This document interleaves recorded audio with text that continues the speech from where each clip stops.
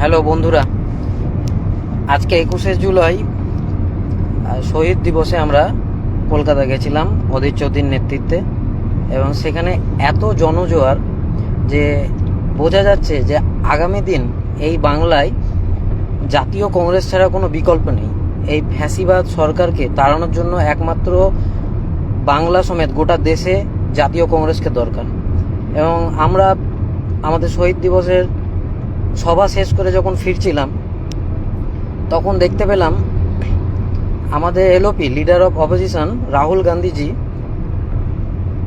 গতকাল যে যন্তর মন্তরে যে দিল্লির সংসদ অভিযান করেছিল সাধারণ ছাত্রছাত্রী এবং যুবরা মিলে, তা সেখানে তাদেরকে দিল্লি পুলিশ লাঠিচার্জ থেকে শুরু করে মারধর, রক্তপাত, কাউরে হাত ভেঙে দেয়, পা ভেঙে দেয়, বিভিন্ন জিনিস করে। তা এরই প্রতিবাদে আজকে রাহুল গান্ধীজি সকালবেলায় প্রথমে তাদেরকে হাসপাতালে দেখতে যায়, যারা হাসপাতালে ভর্তি। তাদেরকে দেখে আসার পর মোদিজির, আমাদের প্রধানমন্ত্রী, তার বাসভবনে যান দিল্লির সমস্ত সংসদদেরকে নিয়ে, এবং সেখানে বসে ধর্ণা দেন যে ধর্মেন্দ্র প্রধানের পদত্যাগ চাই।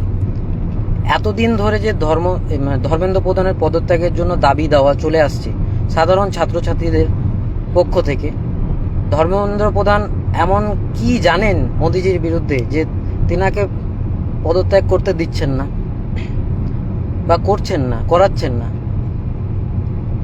তা তারই বিরুদ্ধে আজকে রাহুল গান্ধীজি তার বাসভবনের সামনে বসেছিলেন প্রধানমন্ত্রী নরেন্দ্র মোদীজির। তা এবং সেখানকার পুলিশদের দিয়ে, দিল্লি পুলিশ দিয়ে নৃশংসভাবে ধস্তাধস্তি করে তুলে নিয়ে যান।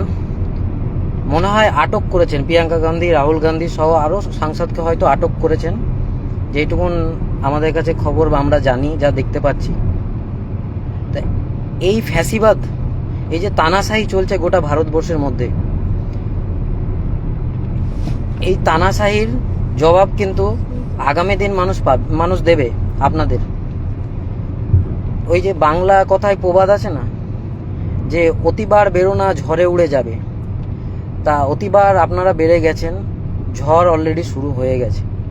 তা এই ঝড় আজকে যে আপনারা ঘটনাটা ঘটালেন, গতকাল এবং আজকেও যে ঘটনাটা ঘটালেন, এই যে ঝড়ের শুরু, এই ঝড় কোথায় গিয়ে থামবে আপনারা হয়তো বুঝতে পারছেন না। আগামী কিছুদিনের মধ্যে থেকেই বা খুব শীঘ্রই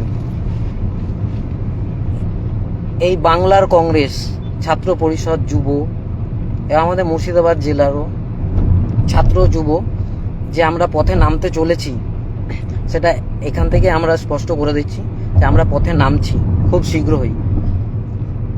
আপনারা যদি থামাতে পারেন তো থামান, এই আমাদের হুঙ্কার থাকলো। এবং অধীর চৌধুরীর নির্দেশে এবং ওনার নেতৃত্বেই এই আন্দোলন শুরু হবে, আমাদের বাংলায় শুরু হবে। জয় হিন্দ, জয় সংবিধান। রাহুল গান্ধী জিন্দাবাদ, অধীর চৌধুরী জিন্দাবাদ।